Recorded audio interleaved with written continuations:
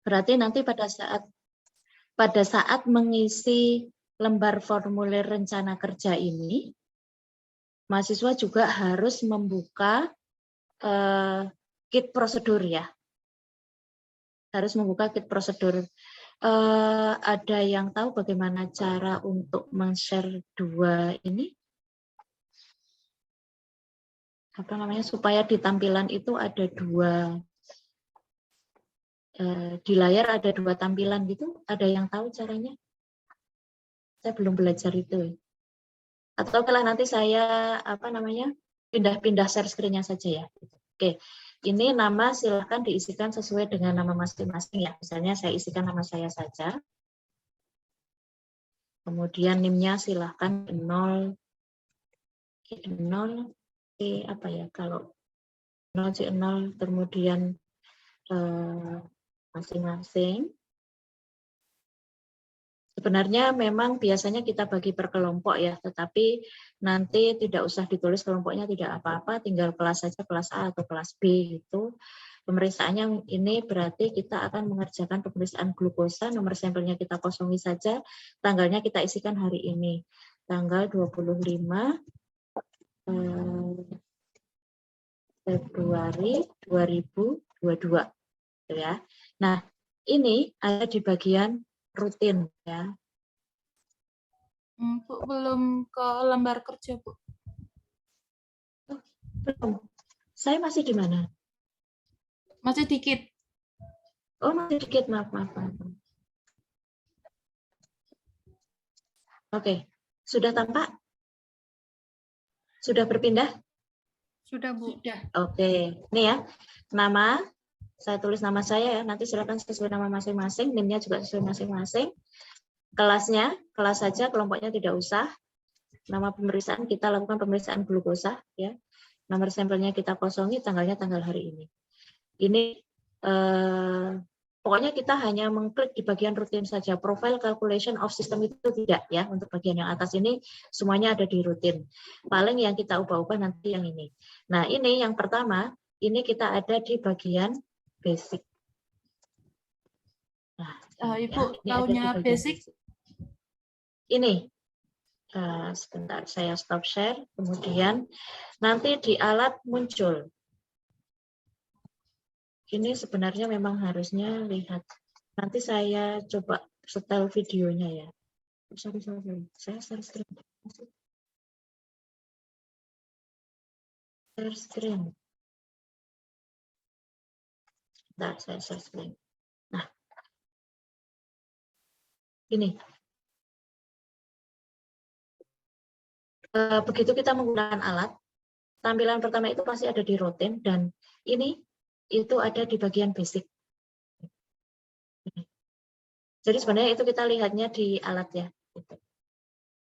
Oke, saya lanjut share screen ulang di tadi. Oke, sudah berpindah? Sudah, Bu. Oke, ya, ini ada di bagian basic ya. Nah, yang pertama, ini add ini kita klik juga. Terus kita bisa beri angka 1. Ya, kita beri angka 1. Terus tesnya ingat maksimal kan hanya 10 huruf. Kita singkat saja. Misalnya ini saya NIM belakangnya 08 058 baca ya. Nah, ini kita isikan glue 058. Spasi itu termasuk karakter ya, maksimal hanya 10. Jadi tidak usah pakai spasi aja gitu ya. Terus reaction type untuk glukosa.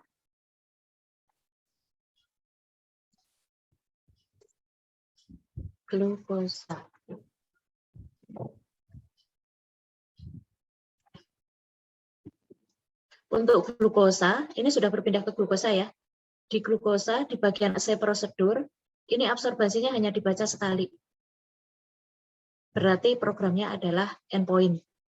Kita cek di bagian reagen, oh ternyata ada standarnya.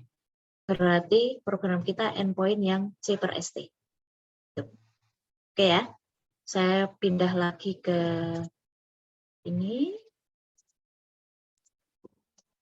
Nah, maka di sini saya isikan endpoint.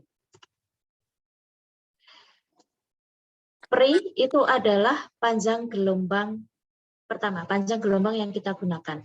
Maka saya cek di bagian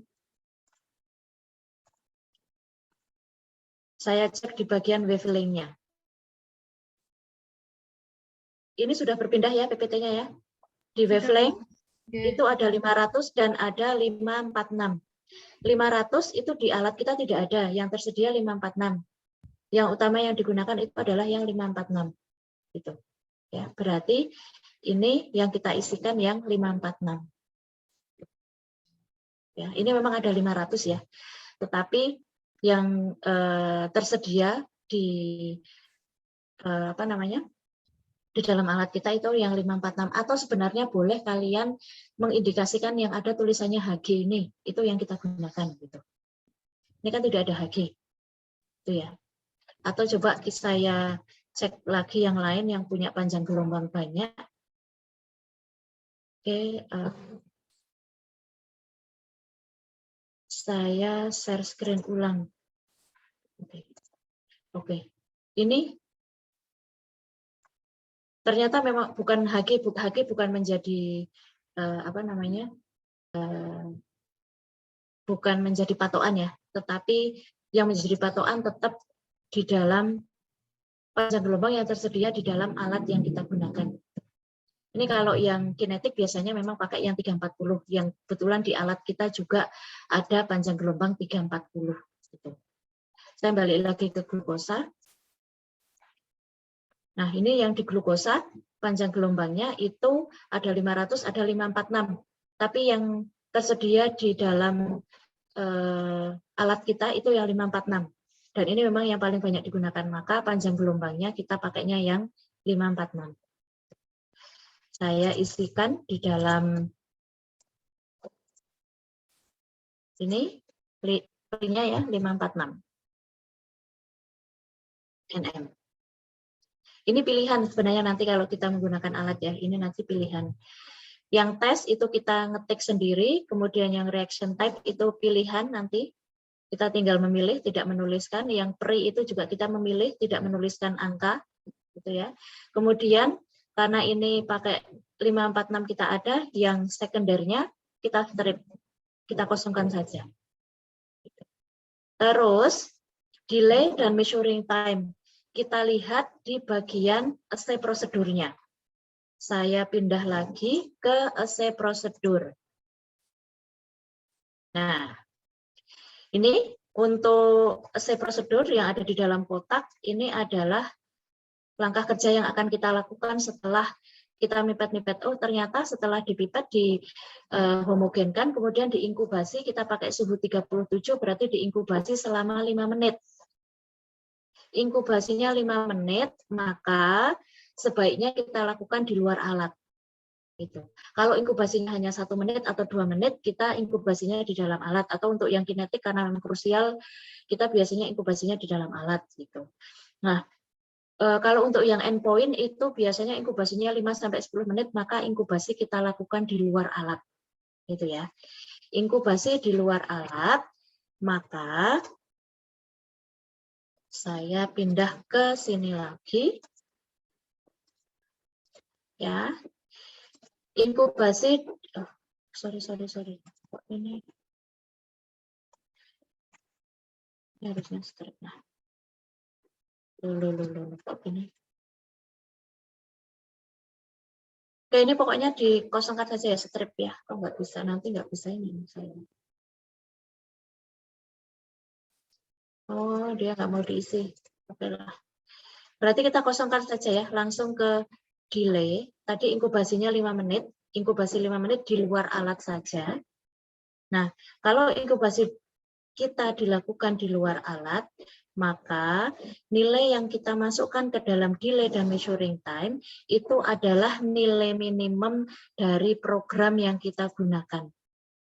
Di reaction type itu programnya endpoint. Diingat, untuk endpoint dan absorben, minimal yang kita isikan di dalam delay dan measuring time itu adalah 6 detik. Kalau program kita kinetic dan fixed time, maka delay dan measuring time minimal harus 30 detik. Gitu ya. Oke. Itu yang dipegang. Nah, karena ini kita pakai endpoint, maka delay dan measuring time-nya kita isikan angka 6. Satuannya sudah ada di sini, second. Ini inkubasinya kita di luar alat, nanti berbeda kalau inkubasinya di dalam alat. Tapi untuk semua endpoint, karena inkubasinya lebih dari 5 menit, kita semuanya lakukan di luar alat. Itu saja yang perlu diingat. Ya, jadi delay dan measuring time-nya kita isikan nilai minimumnya dari program endpoint, yaitu 6 detik dan 6 detik. Oke ya, clear ya sampai sini ya. Ada yang masih bingung? Ada yang masih belum jelas? Silakan. Ibu tadi yang 30 detik itu apa, Bu?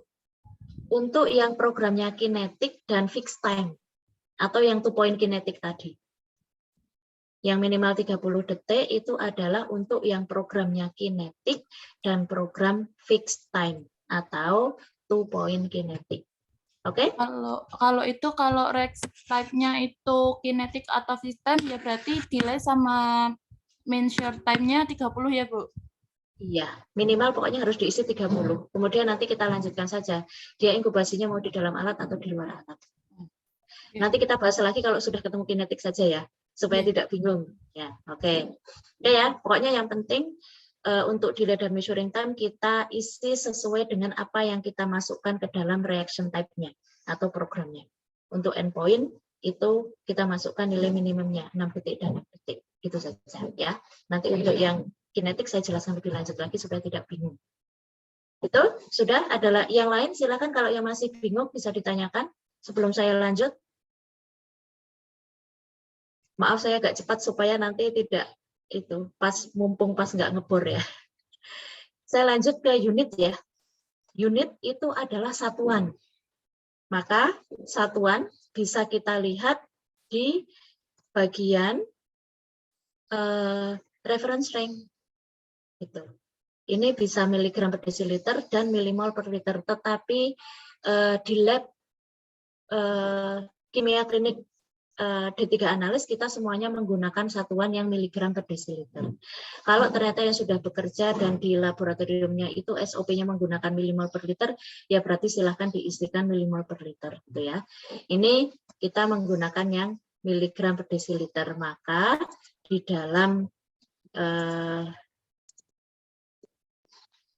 dalam rencana kerja di bagian unit saya isikan mg per miligram per desiliter. Full name silakan dilewati saja. Ya, full name silakan dilewati saja. Kemudian saya akan geser ke bagian ini. Kalau di alatnya memang sudah disetting, biasanya reagen blank itu dalam kondisi dicentang. Tetapi karena ini kertas kan berarti kita harus mengisi sendiri sesuai dengan kit prosedurnya. Ya, reagen blank saya akan berpindah ke kit prosedurnya. Ya. Di kit prosedur glukosa, saya lihat untuk mengisi di bagian yang RGT blank, itu saya lihat di assay prosedur. Kemudian di bagian measurement-nya. Di bagian measurement-nya, informasinya adalah dia diukur dengan against reagen blank dengan blanko reagen terhadap blanko reagen. Gitu ya, berarti blanko untuk pemeriksaan glukosa itu adalah blanko reagen. Atau sebenarnya bisa dilihat di sini. Tabung blanko itu ternyata isinya selain ada aquades, distilled water itu aquades ya. Kemudian ada reagen. Oh, berarti kita sudah memasukkan reagen nih ke dalam blanko kita, maka nama blanko kita adalah blanko reagen. Kalau ternyata di sini tidak ada reagen, hanya ada aquades saja, berarti blanko kita adalah blanko air. Gitu ya. Di sini biasanya tulisannya again water blank. Kalau yang terhadap udara ya berarti again reagen air. Kalau yang sampel again reagen sampel. Nanti kita ketemu. Nah, ini kebanyakan sih kalau yang awal-awal ini kita masih pakai blanko reagen. Nah, ini ya untuk melihat di bagian RGT blank, apakah kita centang atau tidak, kita melihatnya di kit itu di bagian assay prosedur, yang di bagian measurement.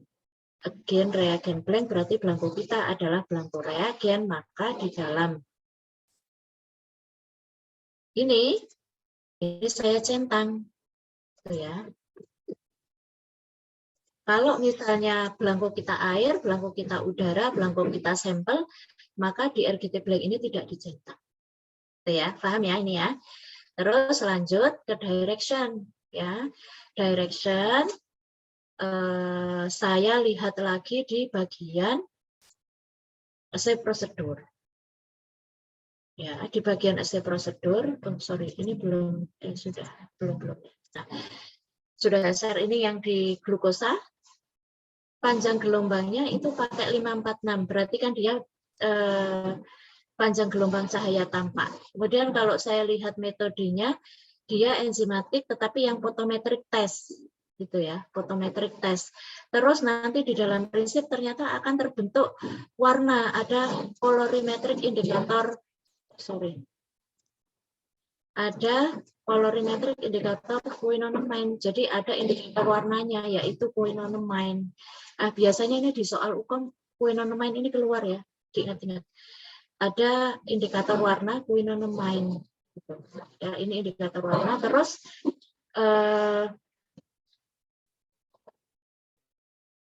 ini ya programnya photometer, metodenya pakai photometric test, ada indikator warna.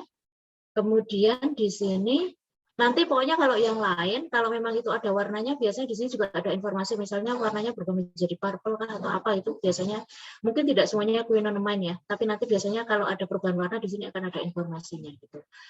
Nah, ini panjang gelombangnya itu adalah 546, berarti kan lebih dari 400, berarti cahaya tampak. Kalau cahaya tampak kita pakai yang increase.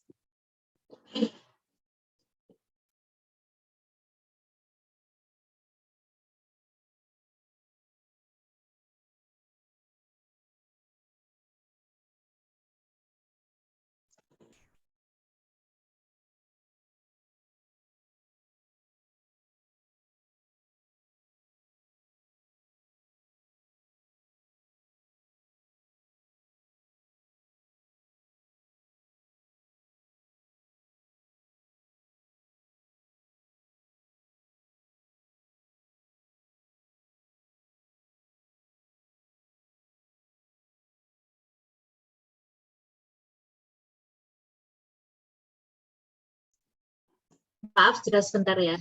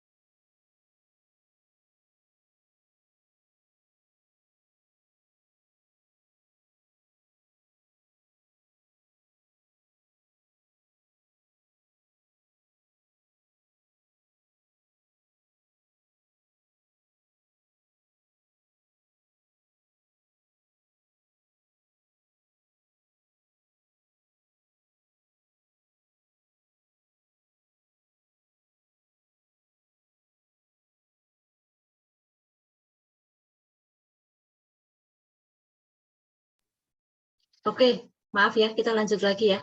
Direction kita sesuaikan tadi dengan panjang gelombangnya. Kalau panjang gelombang, kita pakai panjang gelombang yang dan bisa pakai yang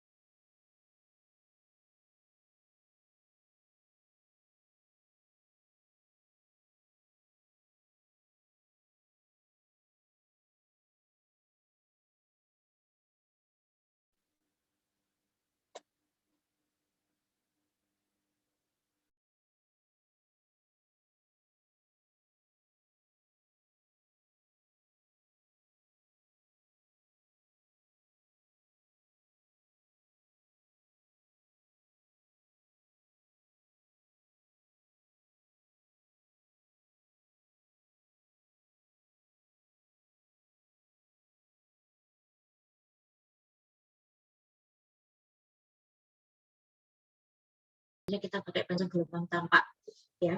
Kalau kita pakai decrease itu kalau panjang gelombangnya dia tidak tampak di bawah 400, tapi nanti kita perlu lihat di bagian prinsipnya ya. Nanti saya jelaskan kalau kita sudah ketemu lah gitu. Ini kebanyakan sih nanti kalau endpoint kita pakainya yang increase gitu, karena biasanya endpoint itu ada reaksi warna nanti yang terjadi di sana, dan panjang gelombangnya itu biasanya panjang gelombang yang lebih dari 400. Oke. Nanti sebenarnya tulisannya increase gini ya. Kemudian yang decrease itu decrease gitu. Tetapi di alatnya itu disingkat biasanya INC atau DIC. Ya. Jadi nanti silahkan INC saja atau cukup DIC saja. Oke. Terus aspirasi volume ini kalau alat kan minimal 200 ya, minimal harus 200. Kemudian maksimalnya kita sesuaikan dengan volume pada masing-masing tabung yang kita punyai. Kita lihat di bagian kit prosedurnya, ya. Di bagian aseptor ya, Terus yang ada di dalam kotak, kita menyiapkan 3 tabung belangko sampel standar. Kemudian ternyata di belangkonya kita isikan 10 mikroliter Aquades, kemudian reagennya 1000. Sampel standarnya juga sama. Volume totalnya hanya 1010. Gitu ya. Berarti di dalam aspirate volume atau ASP volume itu satuannya mikroliter ya. Salah, ini harusnya bukan UL. Kalau UL itu unit liter. Sorry. Harusnya ini itu adalah mu.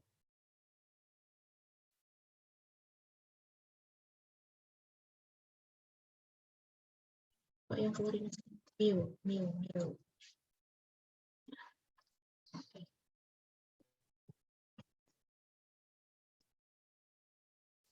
Ya, harusnya mikroliter ini. Oke. Nah, di sini kita isikan minimalnya 200, kemudian tadi masing-masing tabung. Oke, sudah saya sorry. Di masing-masing tabung kan volume total maksimal kita itu tadi kan ada 1010 mikroliter ya. Mikroliter. Nah, di sini kita bebas saja. Mau diisikan 300, 400, 500, 600, 700, 800, 900, 1000 juga boleh. Tetapi kalau 1000 warning nanti pada saat kita melakukan pemeriksaan harus dipastikan selangnya sampai dasar. Untuk amannya sebaiknya di sini kita isi nilai tengahnya saja 500 mikroliter. Gitu ya. Terus temp itu kepanjangan dari temperatur. Temperatur kita lihat di dalam kit itu di bagian assay prosedur di bagian temperatur. Ya. Yang kita sarankan adalah yang menggunakan suhu 37 derajat Celcius yang sesuai dengan suhu tubuh kita. Jadi di sini akan saya isikan 37. Oke, nanti mohon maaf saya lupa ya. Kalau di sini delay itu kita memasukkan angka di unit ini kita milih ya. Nanti sudah ada satuan di situ kita tinggal milih. Direction ini nanti kita juga milih, tidak menuliskan. Kalau di alat aspirate volume nanti kita menuliskan, temperatur nanti ada pilihan. Jadi kita milih saja yang 37 derajat Celcius gitu ya. Di sini sebenarnya sudah ada satuannya, sorry, derajat. Ya, ambil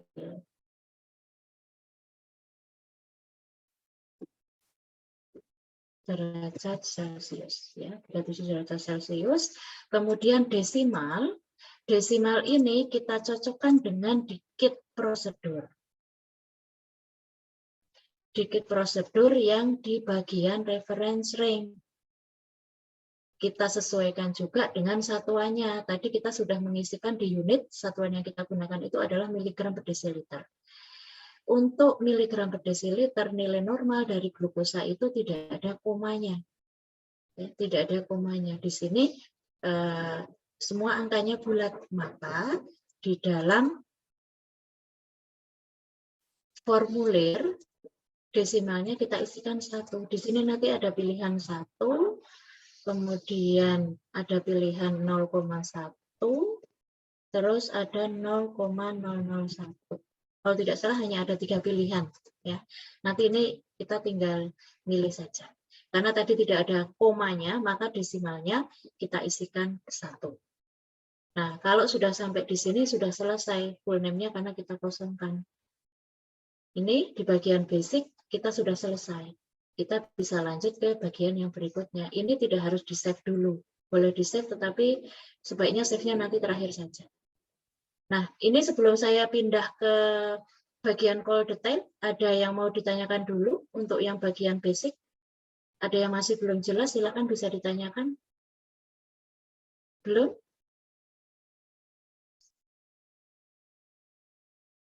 Oke, kalau belum saya pindah ke yang berikutnya. Yang berikutnya kita ke, ini masih tetap ada di rutin ya. Terus ini kita sebenarnya kita ada di restriction, tapi restriction kita lewati, maka yang bagian ini kita lewati saja. Yang bagian ini kita kosongkan ya. Yang bagian ini kosongkan, ini sebenarnya ada di bagian restriction. Untuk memasukkan nilai normal kita, tapi tidak usah. Kita kosongkan saja, kita langsung ke yang paling akhir ini. Yang paling akhir ini dia ada masih tetap di bagian rutin.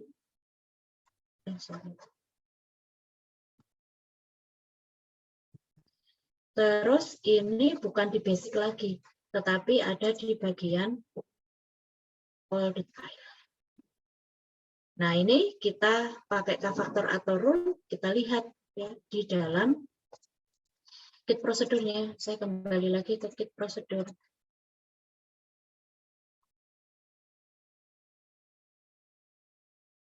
Kita sudah tahu bahwa programnya adalah endpoint tadi C per ST. Gitu ya. Karena di sini dalam reagen ada informasi standarnya. Nilai standarnya adalah 100 mg per desiliter. Karena tadi kita pakai satuan miligram per desiliter ya, maka kita gunakan yang angka 100 ini. Jadi di bagian formulirnya, ini yang bagian rule itu yang kita centang. Ini dicentang saja sampai S1-nya. Di sini tulisannya adalah 1 point linear. 1 point linear. Berbeda dengan programnya, kalau program endpoint, kalau ini 1 point linear, artinya kita hanya menggunakan satu jenis standar saja. Replicate-nya itu pilihan angka 1 sampai 3, kita tidak menggunakan replikasi. Belangko untuk standar kita hanya 1, di sini isinya 1. Hampir semua pemeriksaan yang kita lakukan menggunakan program endpoint yang C per ST, itu kita pakai yang 1 point linear. Jadi ini nanti akan sama. 1 point linear, kemudian ini 1. Nanti pada di alat itu untuk yang di sini kita milih ya, ada pilihannya 1 point linear, multiple point linear, dan lain sebagainya, kita tidak nulis. Terus replikatnya juga sama, ada pilihan angka 1, 2, sampai 3, kita tinggal pilih angka 1 saja. Nah, yang di bagian S1, karena kita 1 point linear, maka di bagian S1 ini nanti akan berwarna putih, minta diisi. Yang kita isikan di sini adalah nilai standarnya. Tadi kita lihat di bagian reagen, konsentrasi standarnya itu atau nilai standarnya itu adalah 100 mg per desiliter, karena kita menggunakan satuan miligram per desiliter, jadi angka 100-nya dimasukkan ke sini. Nah, kalau sudah seperti ini sudah selesai, karena yang ini gelap, tidak kita isikan. Ini kita centang saja yang kita isi. Ya. Kalau sudah selesai, berarti di sini kita save. Pasti ini kita beri angka 2. Ya. Terus yang selanjutnya, kita return. Ya. Ini kita beri angka 3. Selesai. Ada yang mau ditanyakan untuk yang bagian call detail? Belum ada? Oke, kalau belum ada, silahkan kita nanti yang ini saya kira dilanjutkan sendiri saja ya. Karena kalau yang ini kan tinggal kita sesuaikan nanti. Nanti saya lihat dulu pekerjaan semua mahasiswa, nanti kalau memang ada yang kurang, saya akan bahas di pertemuan di pekan depan lagi. Ini sama datanya. Parameter pemeriksaan itu adalah nama pemeriksaannya. Ya. Saya isikan singkat saja, ini glukosa. Metodenya tadi kita pakai endpoint yang C per ST. Ya. Terus prinsip pemeriksaan, nanti silahkan prinsip pemeriksaan itu nanti silahkan. Kenapa jauh-jauhan kemarin? Untuk prinsip pemeriksaan silahkan nanti dilihat di bagian prinsipal. Saya pindah ke kit prosedur. Prinsip ya. Ini prinsipnya, metode dulu ya, nanti metodenya ini berarti metode GUDPAP, tes fotometrik enzimatik, kemudian prinsipnya nanti tinggal terjemahkan ini ditulis lengkap sampai ke reaksinya juga. Ya. Saya pindah ke sini. Maaf ini salah, bukan ini ya, ini GUDPAP.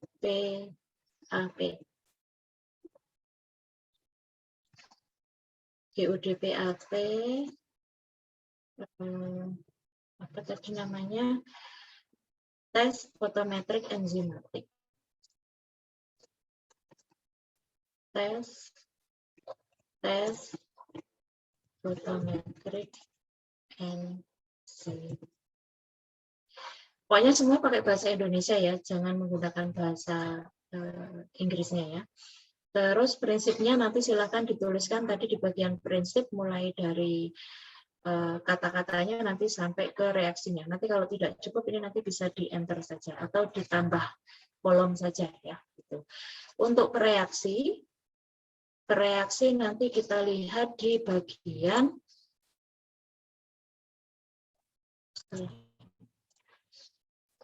nah, reaksi itu kita lihat di bagian reagen ya. Nih.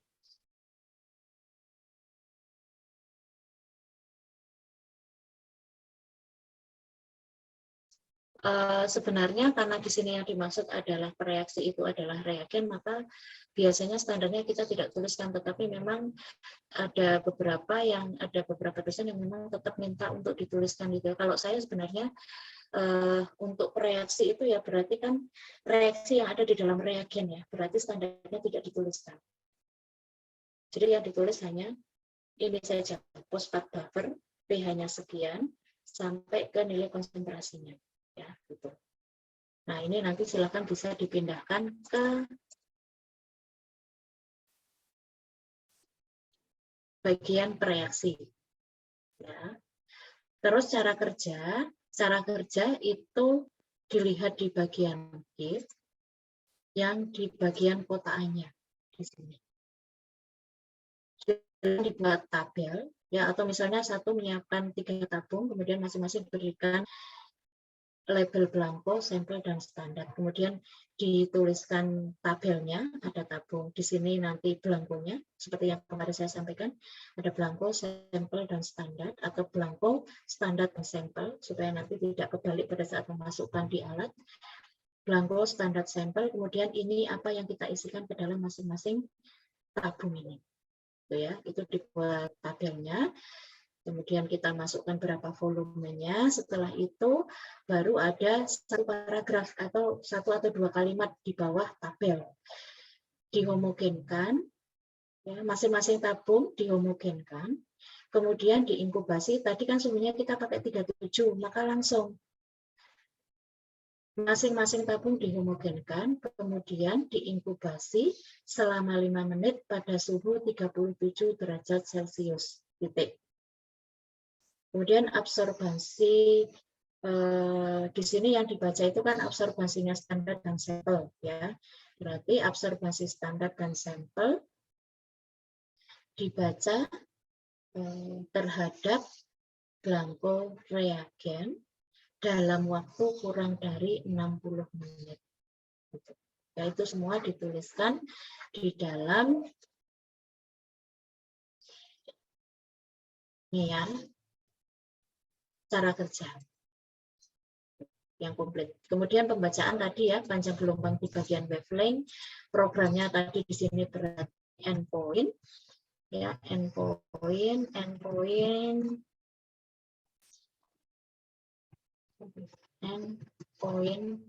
yang T per ST.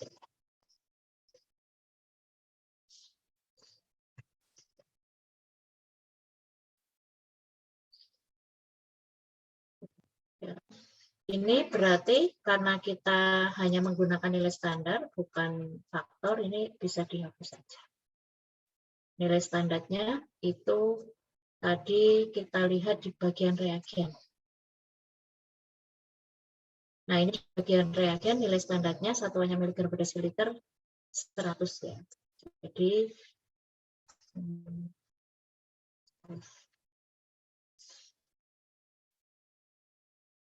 Jadi di sini sama seperti yang kita isikan di form rencana kerja tadi ya, standarnya adalah 100 yang kita isikan di bagian S1.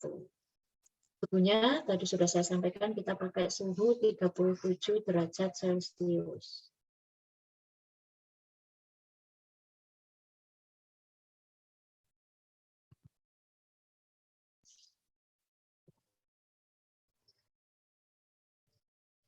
Terus nilai rujukan, kita lihat di bagian kitnya. Ya. Ini nanti kita nilai rujukannya pakai yang dewasa saja, sampelnya adalah serum untuk sampel yang puasa. Gitu ya. Jadi kita milihnya yang ini, 70 sampai 115. Untuk laki-laki dan perempuan sama. Di sini tidak ada informasi untuk laki-laki berapa dan untuk perempuan berapa, berarti nilai normalnya itu sama. Ya, dilihatnya di bagian reference ring. Reference ring itu pasti bagian paling akhir sendiri. Saya pindah lagi ke sini.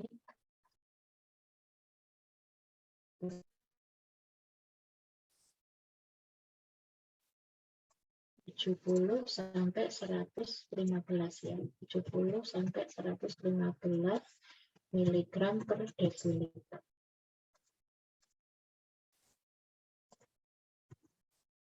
Maka di sini kita isikan sama. Hasilnya nanti silahkan untuk yang NIM ganjil itu hasilnya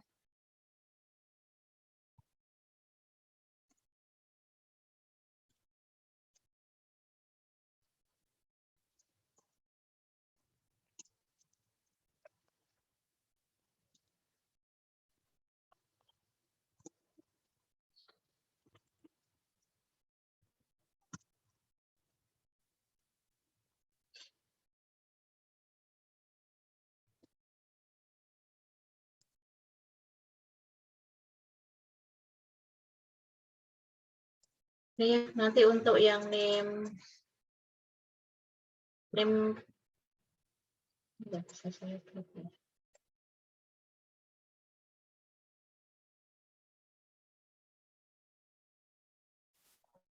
Maaf, saya pakai merah ya.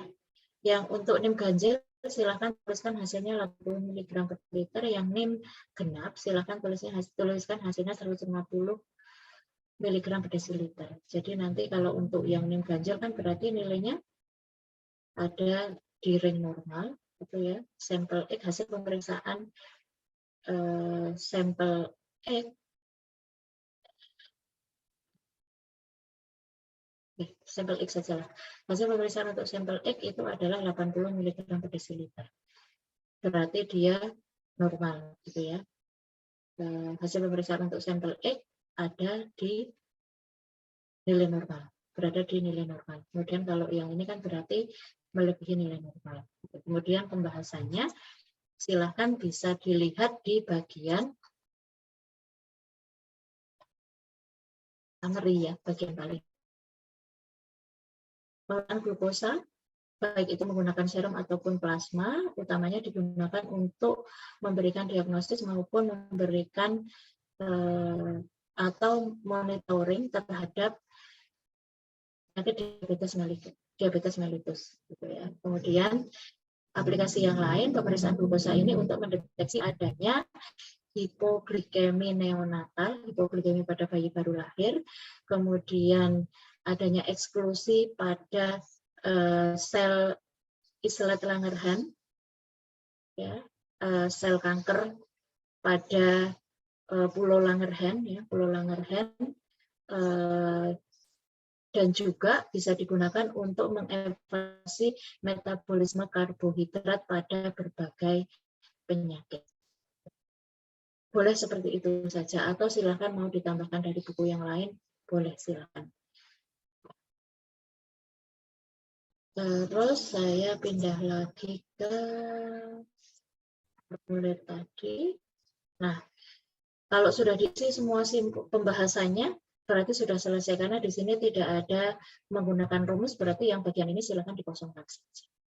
Nah, nanti silakan untuk yang lembar laporan glukosa silakan bisa dilengkapi. Terus nanti mahasiswa juga saya minta untuk membuat formulir rencana kerja dan lembar laporan untuk total protein dan albumin.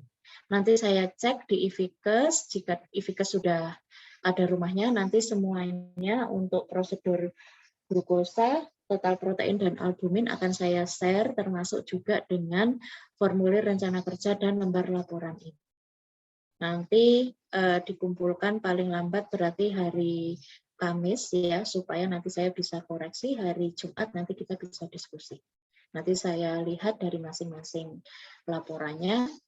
Tidak usah khawatir salah tidak apa-apa, dengan adanya salah nanti berarti lebih itu bisa menjadi pelajaran yang nanti biasanya malah lebih keinget gitu. Tidak akan saya sebutkan namanya, nanti hanya saya lihat oh ada yang masih salah di bagian tertentu misalnya, oh berarti mungkin penjelasan saya kurang detail atau penjelasan saya belum bisa dipahami semuanya. Nah, nanti akan saya jelaskan lagi. Itu ya untuk pertemuan hari ini, saya kira itu saja yang bisa saya sampaikan sebelum saya tutup.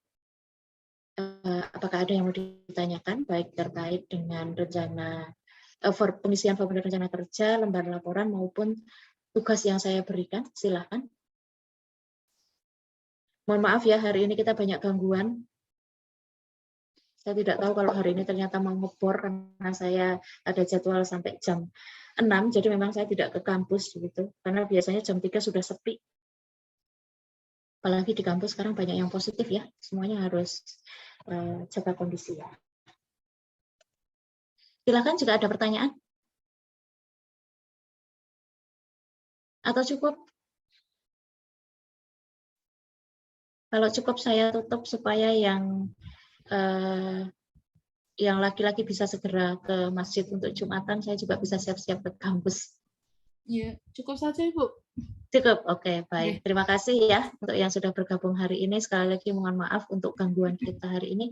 Kita ketemu lagi pekan depan. Jangan lupa tugasnya. Nanti kalau memang karena saya hari ini masih sampai jam 6 ya, mungkin kalau sudah ada ruangnya di Ifikes, baru malam saya upload. Silahkan kalau memang belum di-upload juga bisa kontingnya ataupun stipendnya nanti bisa konfirmasi ke saya ya. Mungkin saya lupa, kecapean dan lain sebagainya. Silahkan bisa diingatkan saja saya, gitu ya. Oke, saya tutup untuk pertemuan hari ini. Wassalamualaikum warahmatullahi wabarakatuh. Selamat siang semuanya ya. Terima kasih. Waalaikumsalam. Oke, ya sama-sama. Saya langsung izin live ya.